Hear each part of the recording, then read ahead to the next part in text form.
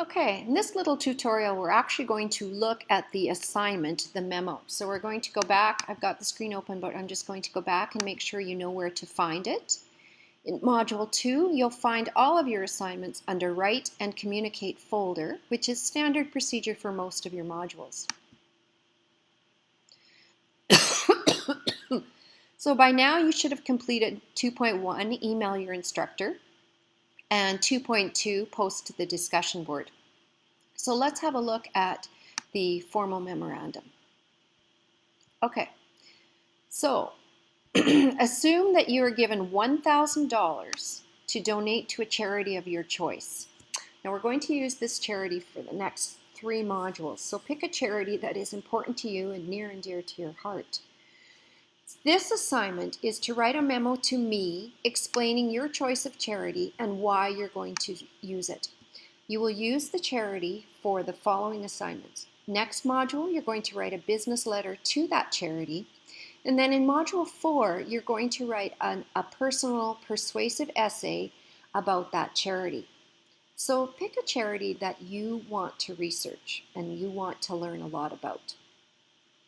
So step 1 is to research that charity. Go online, find out. It has to be registered. And that means it should have a registered charity number. I would prefer that you pick a charity that has a Canadian content to it, simply because it's easier to research and make sure that we have that registered charity number.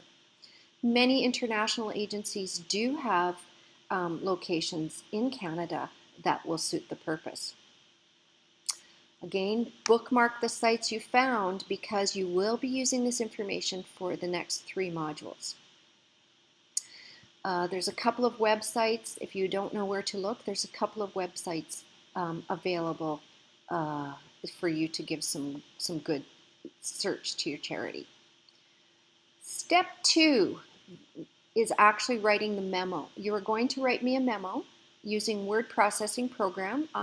I always want you to use Microsoft Word because then there is no difficulty opening or sending back files. Okay, use the standard memo format as found on the OWL Purdue site or in your textbook.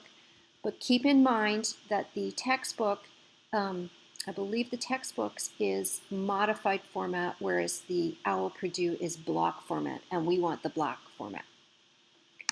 Introductory paragraph is going to give us the purpose of the memo and the reader, and in your case, it's me, the context of the assignment.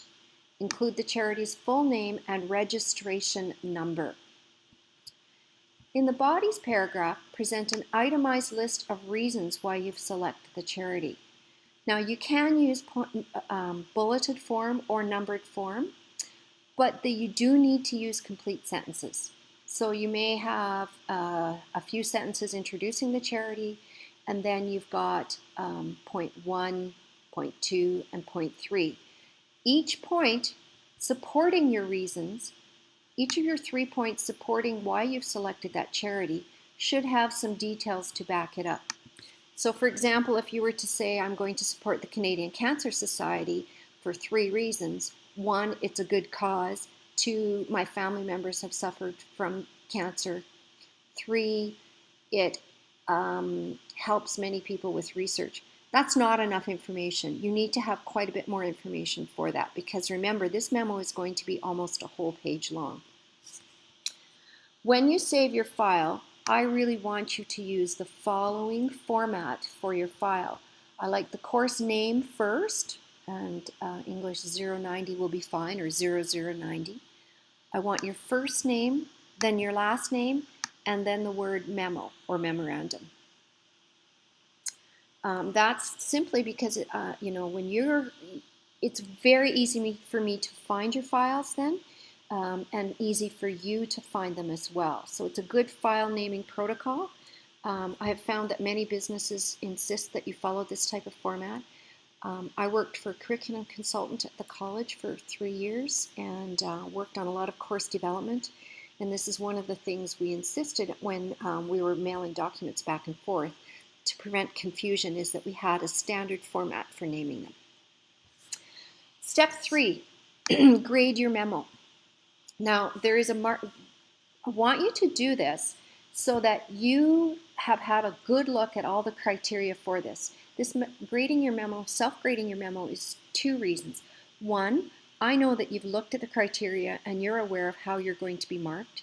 2, you're very aware of how you're going to be marked, so you can make sure you've addressed all of the information required for the assignment. So that's step 3, and in a moment we'll pull out that marking sheet so you can look at it.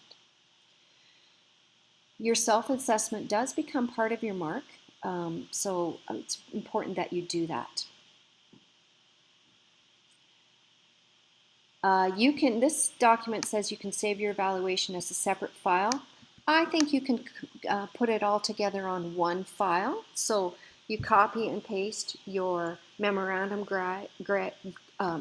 document and post it into your memo document.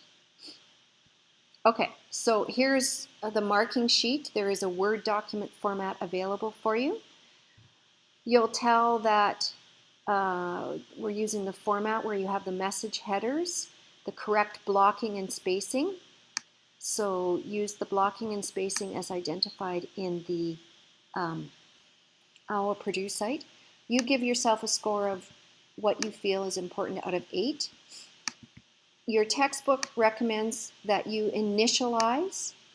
I see a spelling error that I'll have to fix for you. The memo is initialized. So instead of the difference between a business letter and a business memo, at the bottom in a letter, you always put your signature at the bottom of the page.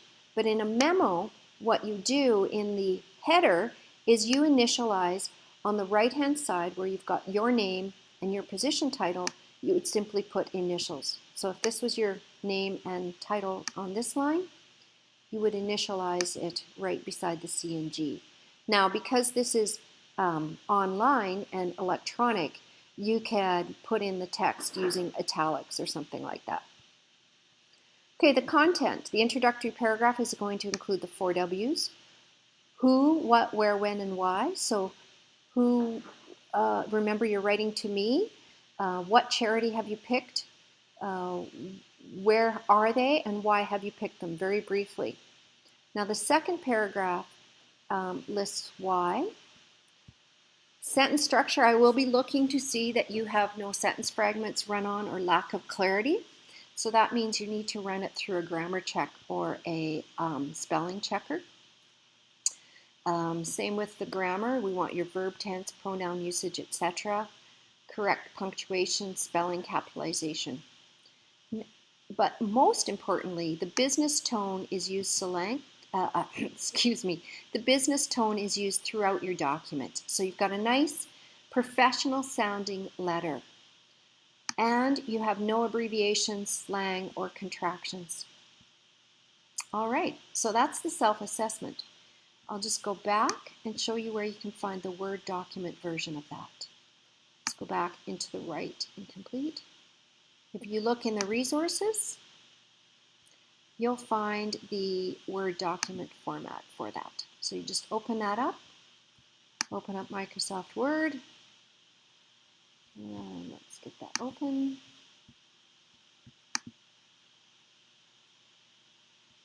Come on, open up, and there's your memo sheet. Now what I would do is I would select it all, copy it, and then paste it into the bottom of my memo, or just insert a page break and write your memo at the top of this page, whichever way works for you. Then you've submitted it all as one document, you've kept it together. Okay, so that's a brief tour of your memo. If you have questions, please don't hesitate to email me. Remember, this is a very short course, so you need to get cracking on that memo immediately, and the charity that you choose will be used for several assignments, so make sure it's one that you're comfortable with and that you enjoy. And good luck.